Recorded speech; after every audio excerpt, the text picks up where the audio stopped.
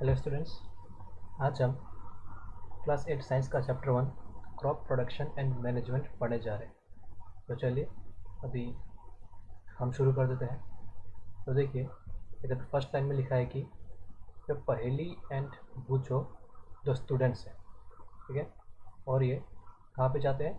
अपने अंकल के घर में जाते हैं। कब? जब उनका क्या होता है, समर वेकेशन होता है, ठीक है। और उनका अंकल क्या है? उनका अंकल एक फार्मर है। समझ में आया? अब देखो, इधर भी लिखा है one day they saw some tools like khurpi, sickle, shovel, plough और भी बहुत सारे टूल्स देखे। कहाँ पे देखे? फील्ड में देखे। समझ में? फील्ड का मतलब क्या? खेत। तो चलिए हम जाते हैं नेक्स्ट पेज में।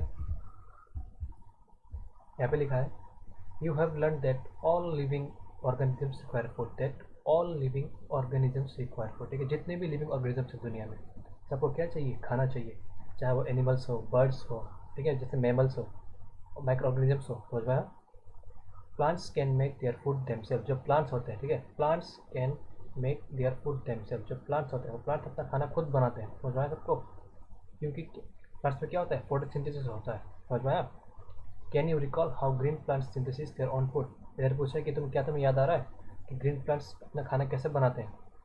Animals including humans can not make their own food. जो एनिमल्स है, ठीक है, एनिमल्स के साथ साथ ह्यूमन्स भी अपना खाना खुद नहीं बना पाते हैं। एनिमल्स और ह्यूमन्स अपना खाना खुद नहीं बना पाते हैं। So where do animals get their food from. So animals को उनका खाना कहाँ से मिलता है? So where do animals get their food from. अब देखिए, but first of all why do we have to eat food. इधर पूछा गया है कि हमें खाना खाने की जरूरत ही क्या है। समझ आया? Why do we have to eat food, हमें खाना क्यों खाना चाहिए। समझ आया? तो चलो देखते हैं। You already know that energy from the food is utilized by organisms for carrying out their various body functions such as digestion, respiration and excretion. हमें मतलब पहले से ही पता है कि जब खाना खाते हैं, ठीक है, वो यूटिलाइज हो जाता है, मतलब बॉडी के अंदर यूज हो जाता है। इसलिए ताकि बॉडी के जो फंक्शन है वो चल सके। जैसे कि कौन से फंक्शंस? जैसे कि हमारा जो डाइजेशन है, ठीक है, रेस्पिरेशन है, एक्सक्रीशन है। अब देखो, डाइजेशन का मतलब क्या होता है? खाना हजम करना। रेस्पिरेशन का मतलब क्या करना? सांस लेना, ठीक है। एक्सक्रीशन का मतलब क्या होता है?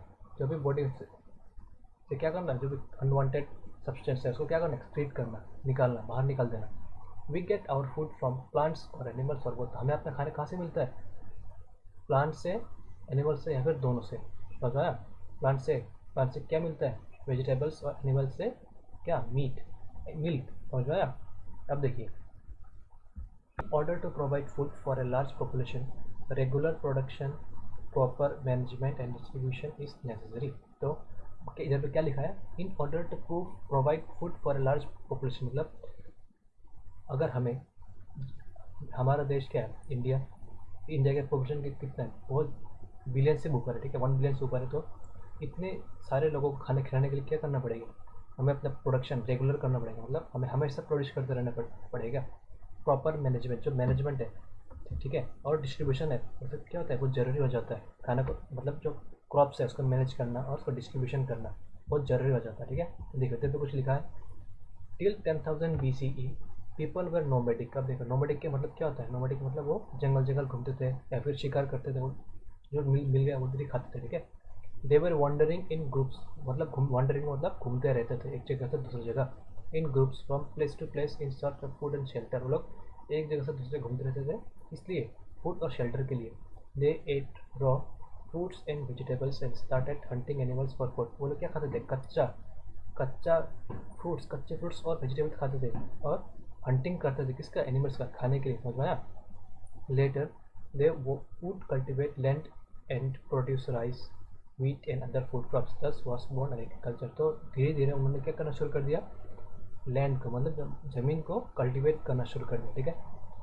और उधर उन्होंने क्या प्रोड्यूस करना शुरू कर दिया? Rice, wheat and other food crops. समझ में आया? दस was born एग्रीकल्चर। तो उसी से क्या आया है? एग्रीकल्चर आया है। समझ में आया?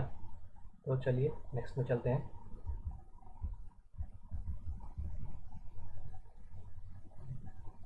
When plants of the same kind are cultivated at one place on a large scale, it is called a crop. तो देखिए इधर पूरा क्रॉप का डेफिनेशन लिखा हुआ है।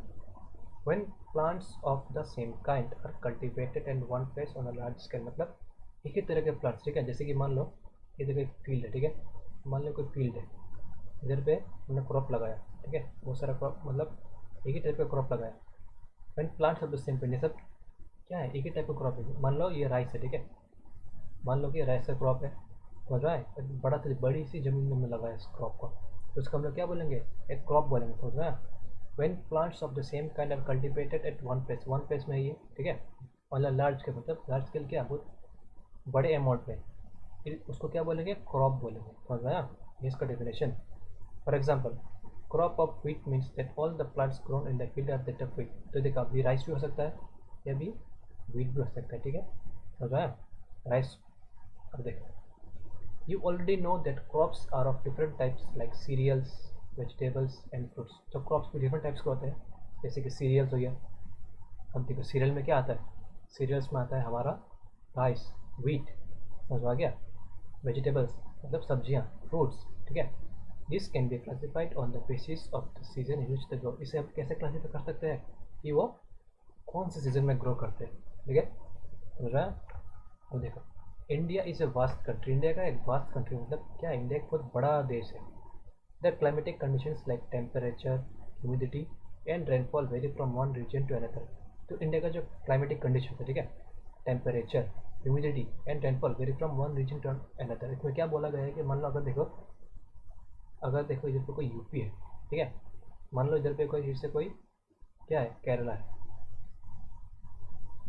यूपी का टेम्परेचर ठंड के महीने में क्या होगा, बहुत कम होगा। पर केरला का टेम्परेचर विंटर के सीजन में क्या होगा, बहुत यूपी से थोड़ा ज़्यादा होगा। क्योंकि देखो केरला क्या, कहाँ पे है, केरला अरेबियन सी के पास है, समझ में आया। तो क्या है, कोस्टल एरिया में। अब देखो यूपी कहाँ है, ये नॉर्दर्न प्लेन्स में, मतलब नॉर्दर्न प्लेन्स मतलब प्लेन में, बिल्कुल PLAIN से, समझ में आया। तो क्या होता है, टेम्परेचर वेरिएशन हो गया एक, ठीक है। ह्यूमिडिटी, ह्यूमिडिटी क्या होता है, द अमाउंट ऑफ क्या, वाटर प्रेजेंट इन एयर, समझ में आया। तो कितने एयर प्रेजेंट है वो एटमॉस्फेयर में या फिर एयर में। रेनफॉल, अब देखो रेनफॉल, अब देखो यूपी केरला कहाँ पर ज़्यादा रेन होगा, केरला में ज़्यादा रेन होगा, समझा। रेन विल बी मोर, समझा, कि कहाँ पे, समुद्र के पास है, समझा। Accordingly there is a rich variety of crops grown in different parts of the country. तो हमारे क्या क्रॉप, हमारे देश में भी अलग अलग पार्ट्स में अलग अलग क्रॉप उगाया जाता है, समझा। देखो मैं, जैसे कि मान लो असम है, असम किस लिए फेमस है, टी के लिए, समझ आ गया।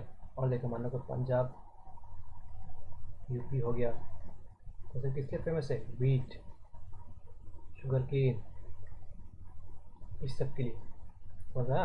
अब देखो, despite this diversity two broad cropping patterns can be identified.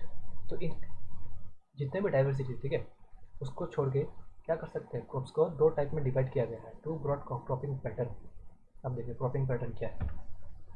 Kharif crop number 1 में आता है क्या, खरीफ क्रॉप। देखो खरीफ क्रॉप क्या है, the crops which are sown in the rainy season, मतलब इसको हम लोग कब लगा रहे हैं, रेनी सीजन में, ठीक है। Crops which are sown in rainy season मतलब सो कर रहे हैं, बो रहे हैं, ठीक है। SOW, सो मतलब बो रहे हैं, ठीक है, are called kharif crops. The rainy season in India is generally from June to September. समझ में आया। तो रेनी सीजन कब होता है इंडिया में, जून से लेकर सितंबर तक ये क्रॉप्स को लगाया जाता है। और देखो इसके एग्जांपल्स में क्या क्या आता है, पैडी हो गया, मेज, सोयाबीन, ग्राउंडनट, कॉटन, ये सब क्या है, सब खरीफ क्रॉप्स का एग्जांपल है। सब तुम्हें याद रखने पड़ेंगे, ठीक है। पैडी, मेज, सोयाबीन, ग्राउंडनट, कॉटन, समझ में आया। ये सब एग्जाम्पल बहुत इंपॉर्टेंट है, याद रखने इसको। हम देखो रबी क्रॉप्स, रबी क्रॉप्स याद करने का मैं तुम्हें एक सिंपल सा टेक्निक बताता हूँ। अब देखो रबी क्रॉप्स, ठीक है, the crops grown in the winter season. अब देखो इधर पे देखो रबी, ठीक है, RABI। इधर पे देखो अब विंटर, WINTER। देखो ये लास्ट का आर, ये फर्स्ट का आर, ये तुम याद रखना, ठीक है।